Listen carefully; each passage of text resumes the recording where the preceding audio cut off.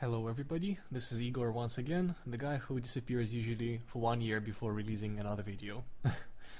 Today I've got something interesting to show you, but before that I'd like to make a quick announcement about the mobile game which I'm developing and the questionnaire which I want my audience to fill, which is going to take you about 10 minutes. The questionnaire looks like this, and it's consisting of about 14 questions, most of which are just ticks and multiple choice. I want to make a game which is going to be a slasher. It's going to be 3D. So I'm working hard on creating a game where the character would be traveling from left to the right, going through various zones and slashing scary creatures on its way. So I finally want to create something that I can be proud of, and people are going to be playing it. But, you know, because I'm becoming an entrepreneur, I've pretty much finished my master's already, and I can tell you it's been splendid experience, and I've been working really hard. But I'm becoming an entrepreneur, and I'm being located in UK right now. Once I get revenue from this game, I'm gonna kick off a company. I'm gonna be looking for game designers, gonna be looking for people that create 3D models, and the programmers. Also gonna be looking for sound artists and people that can narrate the game, and perhaps the writers. But for all of that I need money, which I'm gonna be doing through the game. The game is gonna be completely free, and it's not gonna have any kind of nasty in-app purchases that you have to perform and have to do in order to win the game. That will not happen. Anything that I'm gonna be doing is just gonna be visuals in the game. I cannot tell you the idea of the game, but it's gonna be a pretty cool medieval slasher, and there's gonna be a neat trick to it. But I really can't tell it to you right now. But I'm hoping to release it in about half a year. And this is exactly what the questionnaire is about. Currently I'm working with the business advisors from Newcastle University, and this is the next step that I should take. So there's another interesting thing which I've been working on, which is how the light travels across the room and disperses and lights the objects inside of the room. So I've been implementing this, and it's something that's called Global Illumination. You might have seen this in 3ds Max when we were rendering objects. Actually, we haven't been rendering them, but we've been doing some sort of ambient occlusion somewhere in tutorial number 7, I believe, in the beginning, into the textures. But this time, the challenge is to make this happen in real time. So, you know how those shadows scramble and gather themselves inside of the corners somewhere under the chairs or in the creases on the walls of your room. That's where the tiny shadows appear, which are not being cast by anything, but they're sort of ambient shadows. This is exactly what ambient occlusion is, and what is ambient occlusion in games. Typically it's done in the post-processing effect called screen space ambient occlusion. But this time it's the combination of that taken a step further. We want to simulate the light bouncing off the objects, lighting up things that the light directly doesn't hit. Because typically in games, the way we do this is we render the scene from the point of view of light, and whatever the light sees, this is exactly what's being lit. Anything that the light doesn't see will be in the shadow when viewed from another angle. This is the direct hit, so you can think of that as zero bounds global illumination. And we want to do something else. When you look, for example, under the table, where typically the light doesn't shine from your window, when the sun shines through your window, there is, there's a shadow, the light doesn't see it, so usually it would be just pure black. And you would enhance the colors, make it visible what's happening under the table by using a brutal hex like ambient lighting coefficient. I haven't been talking about this, but I know that my viewers, some of them are really experienced in that. But this time we want to give up on this sort of brutal hack, and we want to directly simulate how the rays of light would bounce around and would travel under your table, lighting it up, even though the light doesn't see it directly. And this is exactly what I've done here, and I've got a pretty swag graphics card, but this algorithm runs on my computer now at 300 plus frames per second. I'm capping this at 60 because the refresh frame rate of my screen is 60. But here it is. We've got a room, as you can see now, with a red wall, and then there is a light in the center here which changes color depending on my position, but that doesn't matter. The representation, the gizmo of it.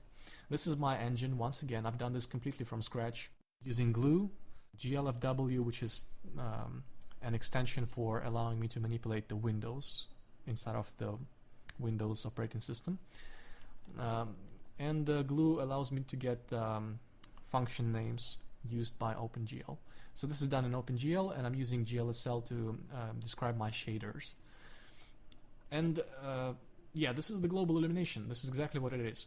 You can see there is a green ball here and a blue ball here, the white ground underneath of them, and typically the shadow underneath of the green ball would be completely black, because from the point of view of light, the floor is obstructed, and you know, it's not visible by the light, so it should have been black. However, because of all of the light that's bouncing around the scene, some of the photons landed here and painted the shadow into the white color.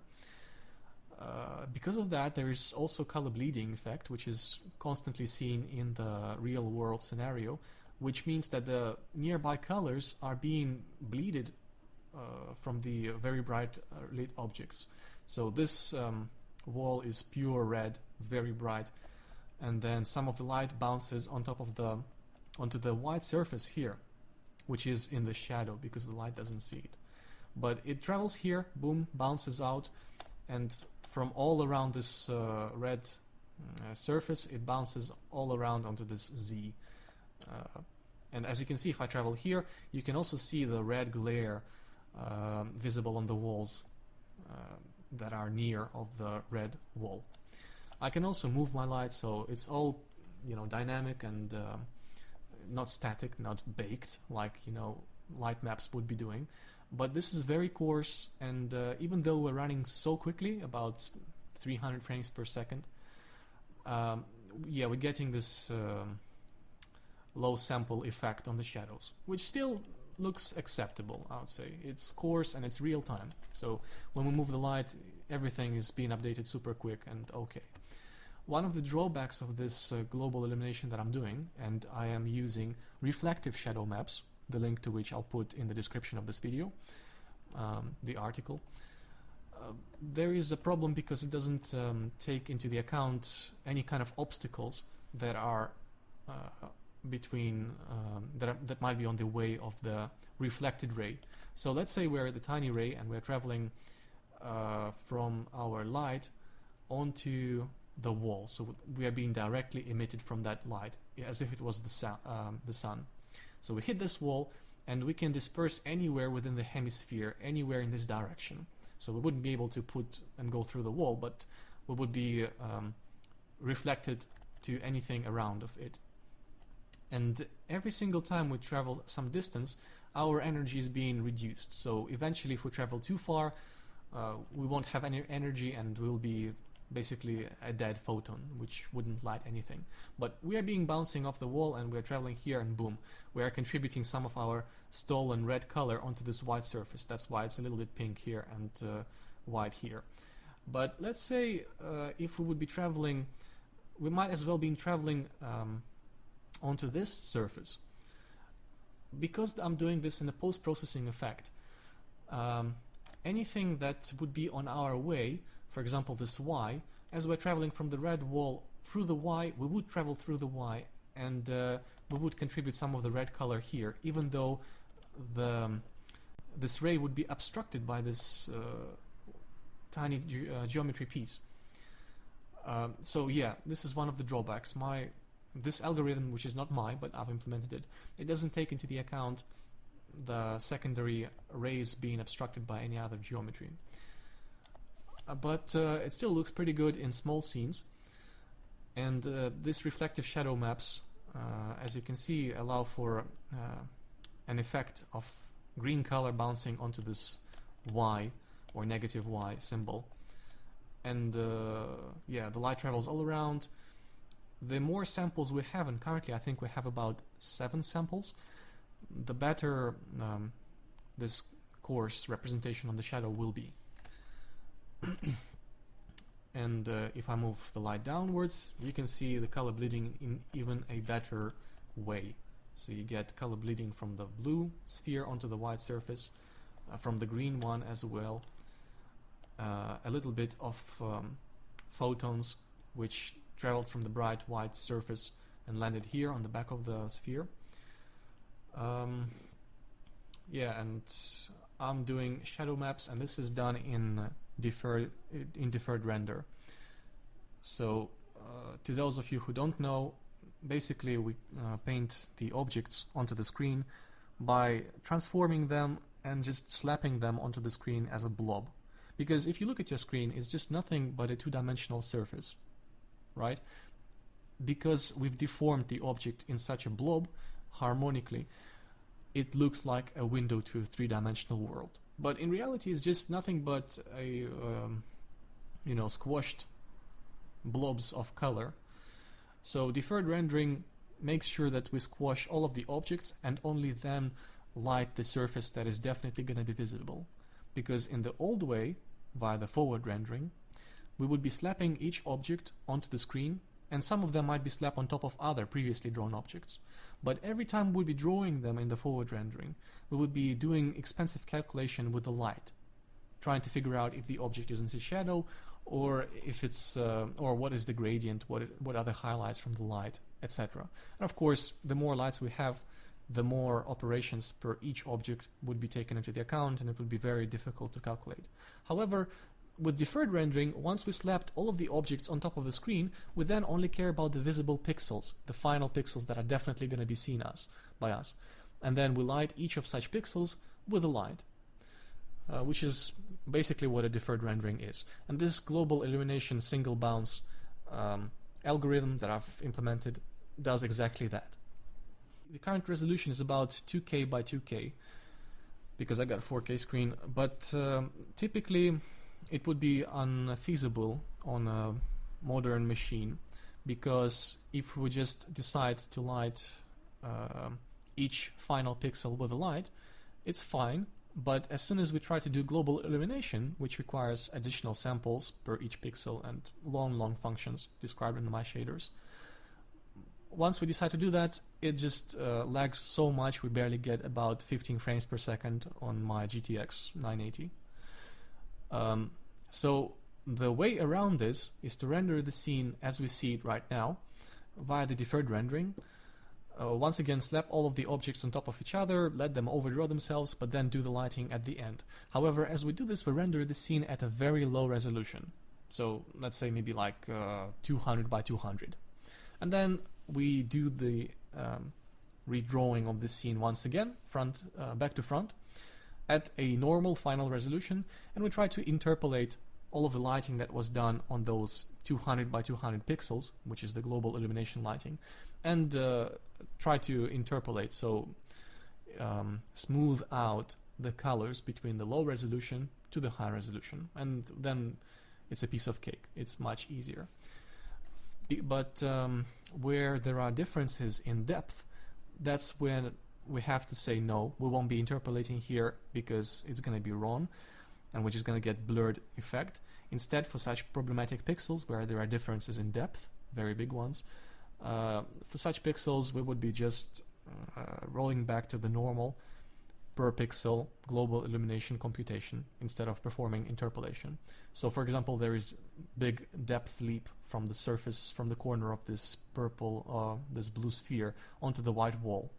The two nearby pixels, the 200 by 200 ones, one of them, they would be, very close on the screen space, but the depth we would have to travel along the axis sticking through our screen would be very big difference.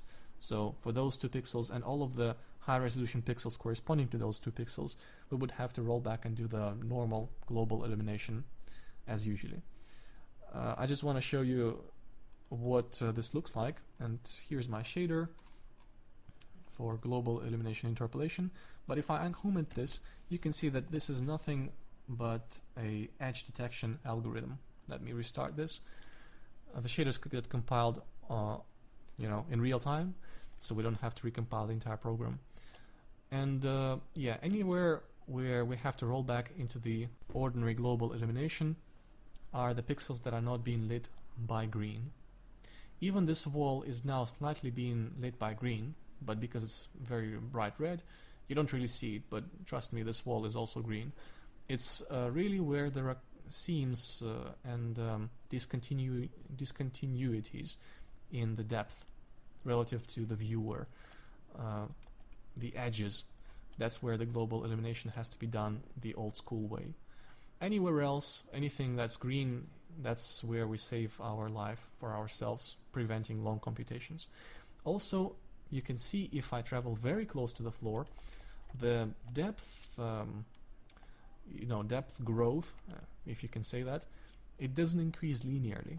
So if I'm here and I'm looking at a very steep angle at the surface, you can see that to travel away from this pixel to this one, it might be like 1 meter, but then to travel from this one to this one, it's about 2 meters, and to travel from that pixel to that pixel, it's about 6 meters maybe. So it's a non-linear progression of depth, even though we're covering the same distance vertically in the screen space. So we're traveling upwards. Each time we grow by 1 pixel upwards, the depth of this pixel relative to the screen increases exponentially.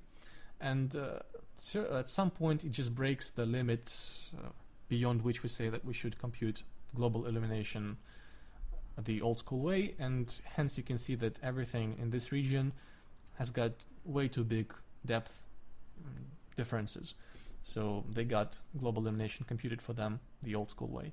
And this is a problem for when you look at the scene with a very big depth changes. Radiator, for example, in the car, if you look directly at it, it has got very big depth discontinuities. So we would have to do global illumination for each single such pixel that we see. But here we're saving our life by a big amount, and because I'm being kept at the vertical synchronization, I'm getting 60 frames per second solid. But this is just a single bounce global illumination. I think if I can open a document on the desktop, I'll just show you the difference between the single bounce global illumination and the double bounce. So let's see, there is no bounce, there is no global illumination. This is what I've been talking previously about. This is the old school way of lighting, and the light is somewhere to the left of us. So we render the scene as the light would see it, and of course anything that it would see would be lit by white.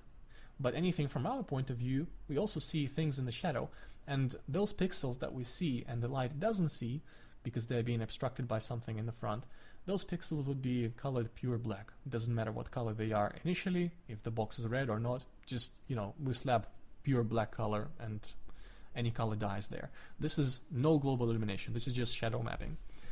In case if we want to do a single bounce global illumination, this is what it would look like.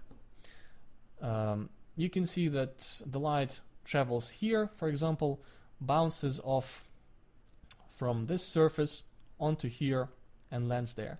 And it travels also onto the ceiling and lands everywhere around the scene, including the areas in the shadow here, for instance.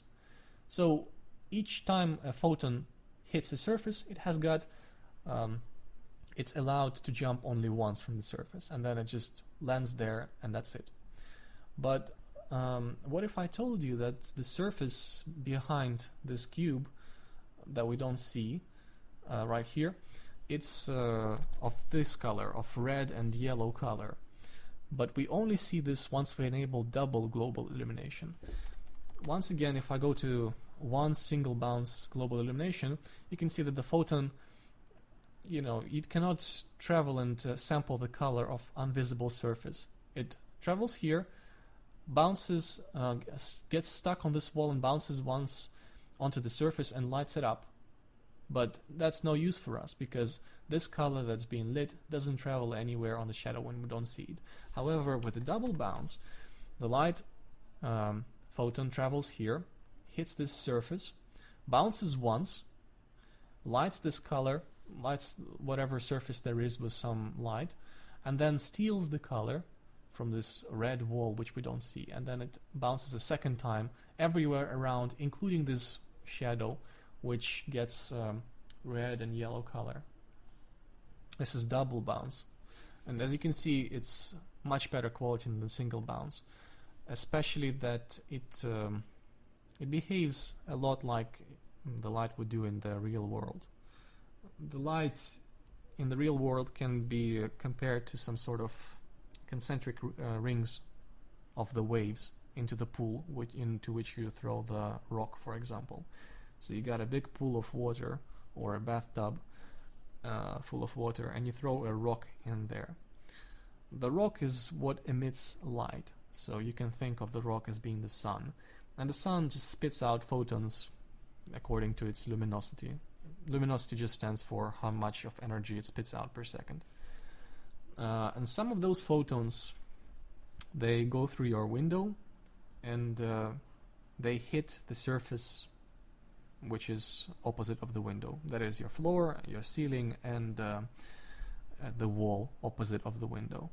And then everywhere where a photon lands, it creates other, if you can think about it, if we can even say that, but you can think of it as emitting other particles or another rays all around itself in a hemisphere, which would be nothing but a three-dimensional wave. When you look at the pool and it casts concentric waves, concentric rings around the rock which you threw into the pool, that's two-dimensional wave, if you can think about it like that. Not really, but that's what it is, how I think about it. The light just travels in a three-dimensional wave in a hemisphere all around where it hit the surface. And every time those rays being emitted in a hemisphere, in a semisphere, every time they reach other objects in your room, they create other hemispheres all around it. So you can see that the single bounce illumination doesn't require anything apart from letting the light travel from the window, hitting the wall opposite of the window, and everywhere where it hits it, just create other rays. The better, the more the better, like maybe 100 rays per each photon that landed on the surface. But yeah, that's feasible because, okay, fine, we got 100 photons traveling through the window, and then each one will give birth to another 100 once it hits something, and then those ones will light the scene, and we're done.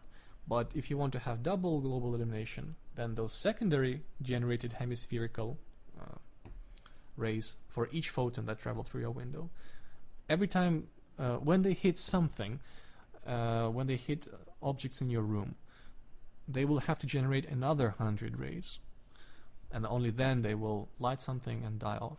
So it's exponentially creating huge number of extra rays, and this is why we typically render things in 3ds Max with global illumination in non-real time with mental ray, for instance.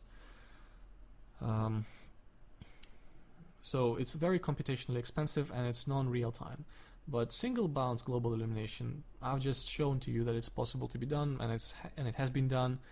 But there is one problem, that it doesn't take into the account the objects on the way of secondary rays. It just goes through all of the objects, lighting all of them on its ways. This is reflective shadow maps. And there is another thing which I want to work and maybe implement if I'm not too lazy, which are called, which is the global illumination using the voxels. So those are the octrees that I've been talking to you in my last tutorial, in tutorial number 9. Those are the data structures, the cells, and the way you divide the volume of your room. But this time we divide the voxels, divide the octree such that when we get to the lowest resolution, we are shaping out and engulfing with so-called voxels, which are tiny cells of the octree. We are surrounding all of the objects with such voxels. And if you were to render just the voxels that surrounded such objects, you would just see everything as being sort of like in the Minecraft. Everything would be made from coarse cubes. Small ones, but how small it depends on the way, how good you want your global illumination to look like. But presumably with this approach, you would be able to do double bounce global illumination with some other hacks. So you wouldn't have to cast 100 extra rays every time you hit something. You would just sample all of the voxels, the nearby voxels, in a cone, and then light them up with a secondary light. Once again, thank you so much, guys, and I hope this has been interesting. Goodbye.